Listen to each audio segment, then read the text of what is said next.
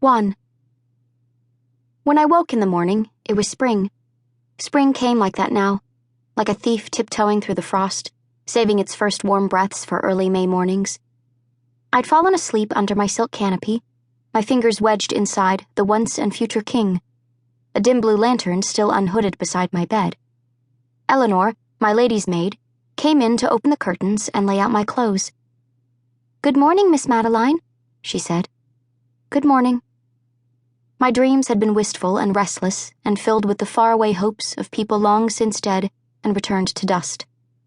I stood and walked to the window, where I could see the stark branches of the trees weeping with melting ice. "Shall I prepare the ivory lace for the debut tomorrow night?" Eleanor asked. "Your mother says you must dress to make a match." She would. It was always about marriage with her. It was always about marriage with all the mothers. It was the gentry way. As late as last year, I'd been allowed to beg off dances and dinners, but since I'd turned 17 last February, my mother had stopped letting me neglect my social obligations. "The ivory will be fine, Eleanor. Thank you."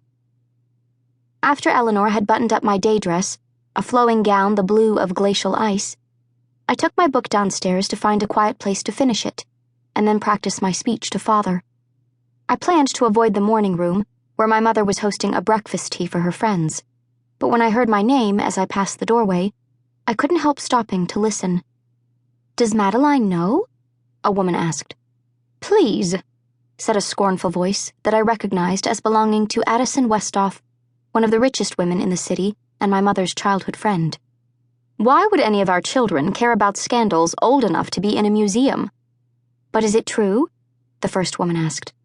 "Christine Dana is coming back to Kansas City?" "What does it matter?"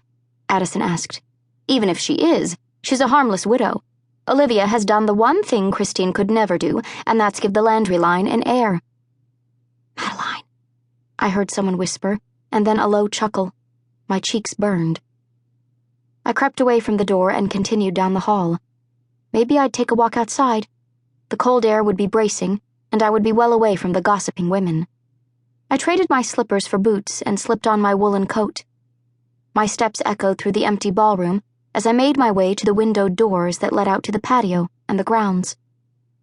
I crunched through the snow into the rose garden, where gardeners were wheeling out the solar-powered heaters to speed the melting that was already underway.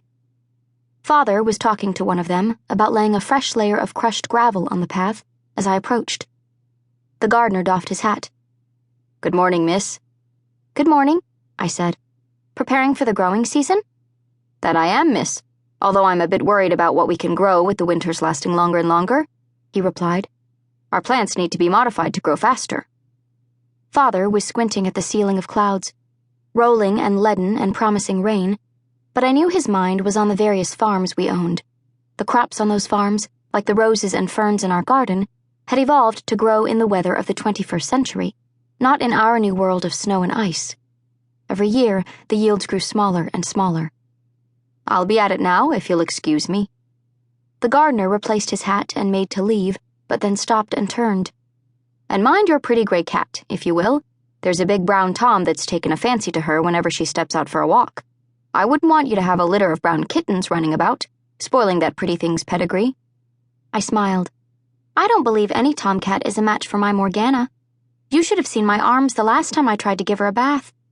"If you say so, Miss Landry," he said, shaking his head. He excused himself and rejoined the other gardeners. Father put his hands behind his back and regarded me. "Well, Madeline?" "Well, what?" "You come forward so intently. I assume you have something to discuss?" "Yes, Father." It was like him, to know just what I was thinking. He usually knew what people were thinking, which was what made him such a shrewd leader among the gentry. It was also what made him such an intimidating father. He started walking, and I stayed beside him, wondering how best to bring up the subject of my education. "Have you finished reading John Locke?" he asked. I nodded. "And?" "I find his argument for the ownership of property convincing enough, but he writes that it is only an individual's labor that gives him the right to own land. What does that mean for our land? I do no labor here, yet I'm to own it." Father ran his gloved fingers along an icy bramble bush. "If we were not here to direct the labor, this estate and all of our forests and farms would be less productive."